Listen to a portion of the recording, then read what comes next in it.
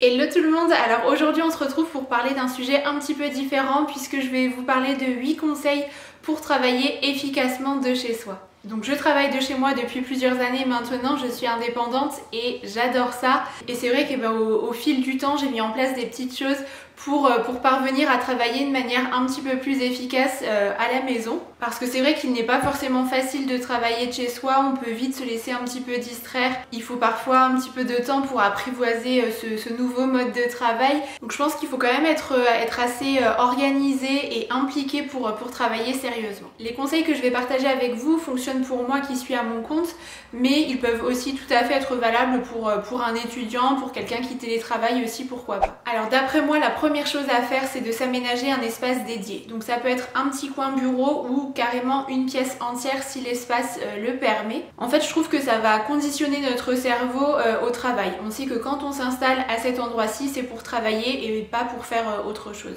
C'est tout bête, mais on se place en fait dans des conditions physiques, on s'installe à notre bureau, notre petite table, et donc on se met également dans des conditions mentales. Et je trouve qu'on pourra se concentrer plus facilement en fait sur notre activité. À titre d'exemple, je sais qu'il y a des tâches que je peux réaliser depuis mon ordinateur en étant dans mon lit ou sur mon canapé par exemple.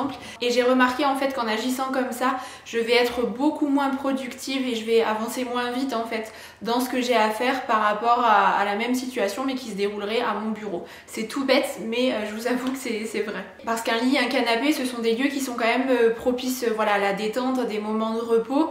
Et du coup, je pense que j'associe ça tout bêtement dans ma tête et c'est un petit peu plus compliqué de me motiver. On passe au deuxième conseil qui est de définir des horaires de travail. C'est vrai qu'a priori, on n'a pas vraiment de contraintes horaires en travaillant depuis la maison. Du coup, on peut rapidement être tenté de ne pas travailler ou à l'inverse de ne pas s'imposer de limites et de travailler beaucoup trop longtemps pour être encore efficace en fait. C'est un petit peu le piège en fait. Donc je vous recommande vivement de définir des horaires que vous souhaitez respecter, qui vous semblent plus ou moins cohérentes par rapport au travail que vous avez à réaliser. Vous pouvez les inscrire sur votre agenda papier, sur votre mobile, sur le calendrier de votre ordinateur. Après, c'est à vous de voir ce qui correspond le plus à votre mode de fonctionnement. Alors pour la gestion du temps, il existe plusieurs lois, vous en avez probablement déjà entendu parler, notamment celle de Parkinson, selon laquelle le travail va s'étaler en fait de façon à occuper le temps disponible pour son achèvement. Ce qui signifie simplement que plus on disposera de temps pour accomplir une tâche, plus on mettra de temps pour la terminer. C'est aussi pour ça que je vous recommande d'avoir des horaires et de vous fixer vraiment des limites pour travailler. En plus de ça, ça vous permettra d'avoir un rythme régulier qui est quand même bénéfique pour votre corps. Si on se lève tous les jours plus ou moins à la même heure, qu'on mange plus ou moins à la même heure, ça construit des repères en fait tout simplement pour le corps. Ça permettra d'installer notre vie professionnelle sur des bases qui seront quand même un petit peu plus sereines. Et l'avantage aussi, c'est qu'à la fin de sa journée, c'est terminé. On coupe de sa journée de travail pour se diriger vers des activités qui sont un petit peu plus personnelles, vers la famille, etc. Et c'est d'autant plus pratique, c'est vrai, si jamais vous avez une pièce qui est dédiée à ça, puisque vous fermez votre porte et vous retrouvez votre espace un peu plus perso. Je continue avec le troisième conseil qui est de se fixer des objectifs, alors certes, mais avec un temps imparti qui est précisé. C'est vrai qu'au début, personnellement, je me faisais des to-do list avec plein de choses à réaliser dans la journée, mais je n'estimais pas en fait le temps qu'allait me prendre chacune de ces tâches et du coup je me retrouvais à la fin de la journée où je n'avais pas pu tout accomplir fatalement parce que je n'avais pas évalué la chose en fait et je me retrouvais avec trop de choses à réaliser pour une seule journée. Donc pour éviter de divaguer, je vous recommande de savoir ce que vous avez à faire pour votre journée. Personnellement, je fais ça la veille au soir. Je trouve que c'est toujours assez motivant de se lever le matin en sachant un petit peu par quoi commencer. Ça évite qu'on se perde en fait dans une multitude de tâches. Donc pour ça, je fonctionne avec un planeur où je liste en fait les tâches à accomplir tout au long de la journée avec un temps approximatif en fait pour chacune d'entre elles. J'avais fait une vidéo précédemment sur les conseils pour bien organiser son quotidien et gérer son temps notamment, je vous la mettrai juste en haut si vous voulez jeter un petit coup d'œil, elle pourrait compléter en fait la vidéo du jour. Et avec le temps en fait j'ai appris à éviter les to-do list à rallonge comme je vous le disais et je mise plutôt sur des choses qui sont bien estimées et plutôt réalisables. J'aime bien en fait l'idée de s'imposer un horaire limite parce que ça motive en fait à accomplir la chose en question en un temps défini parce que sans ça je trouve qu'on a tendance un petit peu à se laisser aller, à procrastiner à chaque fois et finalement on perd en efficacité. Par exemple quand j'ai un tournage vidéo à réaliser, je me note dans mon emploi du temps concrètement combien d'heures va me prendre ce tournage précisément. Par exemple si c'est 3 heures, donc je mise sur une petite demi-journée, comme ça je sais le temps qu'il me reste dans la journée pour pouvoir faire d'autres choses. Et ne pas me retrouver là en fin de journée à me dire ah, mais j'ai plus le temps, comment je vais faire? Quatrième conseil, se concentrer sur une seule tâche à la fois. Alors c'est vrai que comme ça paraît un petit peu logique, mais tout le monde ne procède pas forcément ainsi. Je sais que parfois on a envie, moi la première, de faire plein de choses en même temps parce qu'on a beaucoup de choses à réaliser, mais finalement c'est un petit peu contre-productif. On va avoir le sentiment d'avancer sur tout mais rien au final, et à la fin on aura fait les choses moins bien. On peut pas répondre à un mail, en même temps passer un coup de fil, boucler un dossier. Au final on va faire des erreurs qu'on devra rattraper par la suite, donc on va perdre finalement du temps. Et par conséquent on perd aussi en efficacité. Donc moi quand c'est comme ça j'évite de m'éparpiller, je me concentre véritablement sur une chose que j'ai à faire, je préfère la faire bien et ensuite passer à autre chose. Et je trouve que c'est plus simple aussi, on a l'esprit un petit peu plus clair quand on est vraiment dédié à une seule tâche précise, on sait où l'on va et on n'a pas plein de choses en tête en même temps. Est-ce que vous pensez qu'on va s'en sortir avec ces travaux? Je ne sais pas. Ça fait presque 2 ans.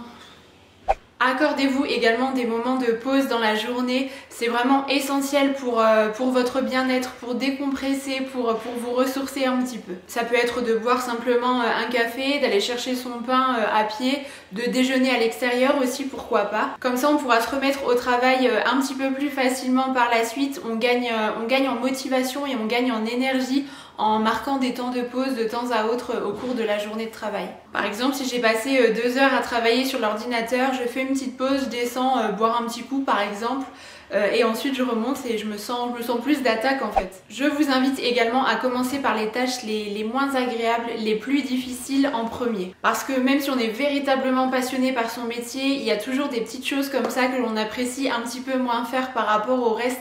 Et par conséquent on a tendance un petit peu à les repousser parce qu'on manque simplement d'envie et puis de motivation. J'essaye de commencer toujours par ces tâches, donc soit le lundi, premier jour de la semaine ou alors en début de journée. Et je sais qu'une fois que je les aurai réalisées, eh bien j'en serai débarrassée, je ne les aurai plus en tête, ça me sera sorti complètement de l'esprit. Pour ma part c'est la comptabilité que j'ai à faire chaque mois, c'est vraiment l'une des facettes que j'aime le moins dans mon métier. Donc je me fixe un moment dédié pour la faire et une fois qu'elle est réalisée, ça procure quand même un moment de satisfaction qui est important et ça motive encore davantage pour le reste de la journée. Si vous êtes seul à travailler depuis la maison sans conjoint, conjointe ou colocataire, pourquoi pas, le lien social peut vous manquer un petit peu, donc n'oubliez pas de voir du monde, que ça soit un déjeuner avec une amie entre midi, un resto le soir, un visio ou faire une balade à 2, pourquoi pas en pleine nature. Bien sûr ça fait du bien, ça permet de maintenir une vie sociale et de parler aussi un petit peu d'autre chose que du travail. Et de la même façon ça permet de se remettre au travail de manière un peu plus profitable aussi. Et je termine avec une dernière petite chose dont je souhaitais vous parler, c'est d'éliminer les distractions. La plus grande pour moi c'est concrètement mon téléphone. Donc quand je suis en train de travailler, je le mets en mode silencieux quand c'est nécessaire et je retourne l'écran face à mon bureau, donc face cachée. Comme ça je n'ai pas vu sur les notifications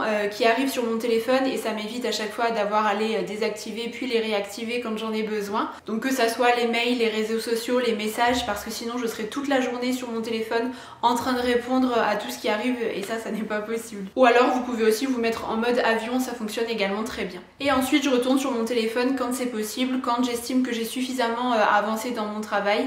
La télévision est coupée aussi, comme ça il n'y a pas du tout de tentation de la regarder si jamais vous êtes susceptible de le faire, pas de distraction possible de ce côté-là. Et on peut se concentrer au maximum sur les différentes choses qu'on a à réaliser. Alors bien sûr tous ces conseils ne seront pas forcément valables pour tout le monde, à vous de trouver celui ou ceux qui vous conviennent le plus, qui sont à intégrer en fait dans votre routine pour travailler de manière plutôt efficace au quotidien. Bon, j'espère sincèrement que cette vidéo pourra vous être utile. N'hésitez pas à partager vos conseils et vos astuces pour travailler efficacement à la maison dans les commentaires.